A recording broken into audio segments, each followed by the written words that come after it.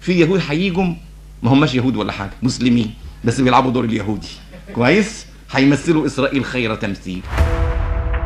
بهذه الكلمات وصف المفكر المصري الراحل عبد الوهاب المسيري الواقع وكأنه يعيش بيننا اليوم.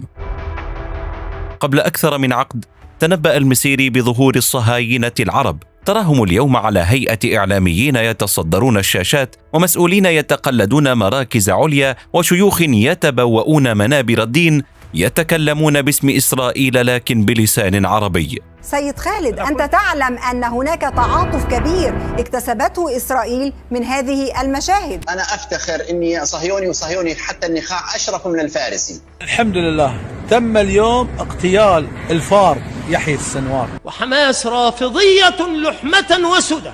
لما نعلم بهلاكه نسجد شكرا لله. أبو عبيدة سقط القناع وسمعنا ورأينا وسنتكلم. اليهودي الجديد اللي بسميه اليهودي الوظيفي هيجي وهيصلي العشاء معانا على فكرة، ودي مشكلة كبرى لأنه سيقوم بالوظيفة التي كان يقوم بها قبل ذلك الجنرال الإسرائيلي أو التاجر الصهيوني أو كده. ولهذا يجب أن نحلل الإنسان في دور الوظيفة، ضوء الوظيفة اللي يقوم بها، في ضوء بنيته الحقيقية وليس في ضوء ادعاءاته عن نفسه.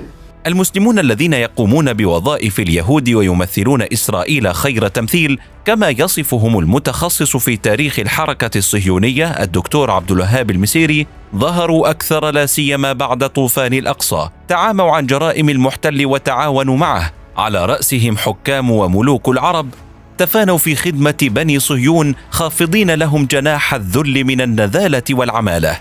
רוצים בהצלחת החברות הערביות, אנחנו רוצים בהצלחת הדמוקרטיות הערביות. אני יודע שאם תהיה דמוקרטיה אמיתית, יהיה גם שלום אמיתי. لكن رهان الصهاينة العرب المصطفين مع المحتل خاسر.